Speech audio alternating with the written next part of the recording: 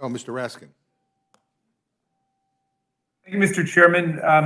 Mr. Cicilline, in March, President Biden signed into law legislation that we passed to end forced arbitration of sexual assault and sexual harassment claims. And I'm wondering if you would just explain to the committee, for everybody's clarification, understanding the relationship between ending forced arbitration and what this legislation would do in terms of liberating people from forced non-disclosure agreements.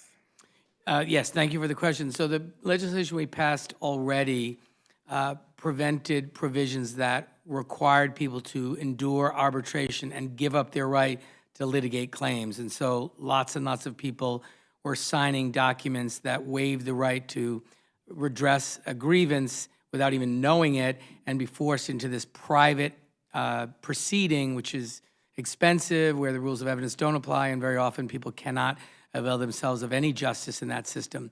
We heard throughout that debate that one of the big problems was these non-disclosure agreements where people were prevented from speaking about what had happened, which is an important way to hold perpetrators accountable. And so this is really an important companion piece to that, to ensure that survivors get to make the decision about when to speak about this and if to speak about this, and really empowering the survivors and holding the perpetrators of sexual assault and sexual violence accountable. Particularly I would say in my 14 years here, we had the most compelling hearing I've ever seen in the Judiciary Committee from survivors of sexual assault and sexual violence in the workplace, which really demonstrated the devastating impact that these non-disclosure agreements or provisions have on the survivors of sexual assault and sexual abuse.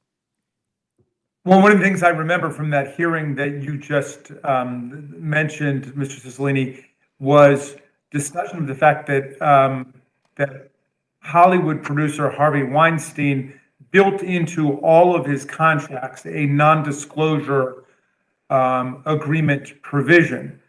So it's almost as if he was planning his assault of women around this legal formula for silencing his victims. A bunch of states have already taken action to deal with this problem. Isn't that right? And isn't Congress, in essence, following on a dozen or more states who have already identified this as a problem? Yes, this problem exists in every state in the country.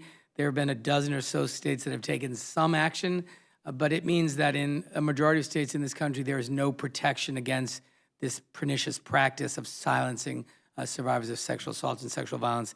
And this has been a longstanding problem, and congressional action is long overdue. Great. Well, I just want to say, Mr. Chairman, I'm thrilled that we're bringing this forward with dispatch, and we need to strike a serious blow against sexual harassment and sexual assault in the workplace. And this is a great way to do it. And I want to thank Mr. Cicilline for his leadership, and I yield back. Thank you very much, Ms.